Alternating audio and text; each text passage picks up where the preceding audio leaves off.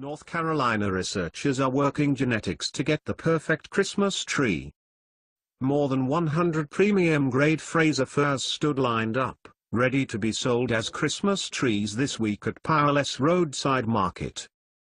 Another 400 were stored in a shipping container nearby. Tree lot manager Patty Morris knowingly promised customers would buy some 250 of the trees the weekend after Thanksgiving. "They are so beautiful," she said. Fraser firs are among the most popular Christmas trees in the nation and grow well in the mountains of North Carolina. They are lush and have great color, long-lasting aroma and needles that stay on longer than other conifers. But there's always room for improvement. That's where John Frampton comes in. For 20 years, Frampton has worked as a professor and researcher at North Carolina State University, experimenting with the genetics of Christmas trees, especially the Fraser fir. He repeatedly breeds the best with the best to create the prettiest, hardiest and fastest growing trees. The university is leading a national team funded by the U.S. Department of Agriculture's Specialty Crops Research Initiative program to improve Christmas trees. The federal funds amount to $164,000 this year.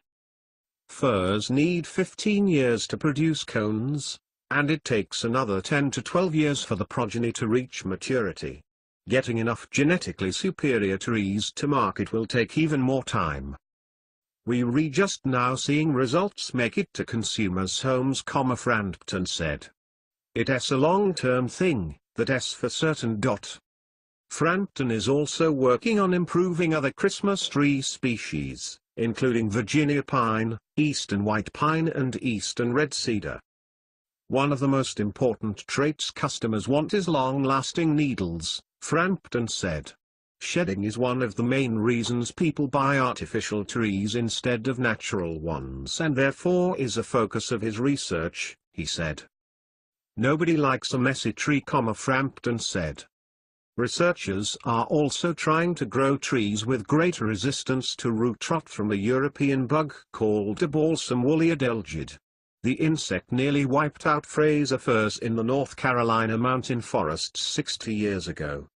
Today, the state ranks number 2 in the nation behind Oregon for Fraser fir growing, with annual retail sales approaching 6 million trees valued at about $250 million.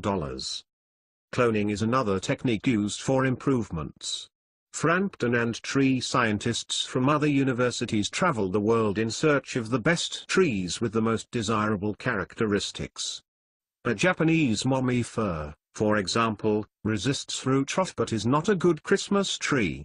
So Frampton is experimenting with grafting a Fraser fir to the root of a mummy fir to get a tree resistant to root rot.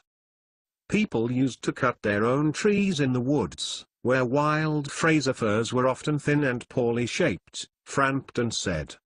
Christmas tree farms became popular in the 1950s and 1960s as growers raised better specimens.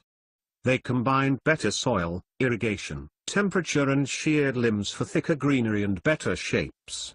Douglas fir and Scots pine are also popular species grown on farms in other regions of country. Powerless Market has bought from the same North Carolina fir farm for about 30 years, Morris said.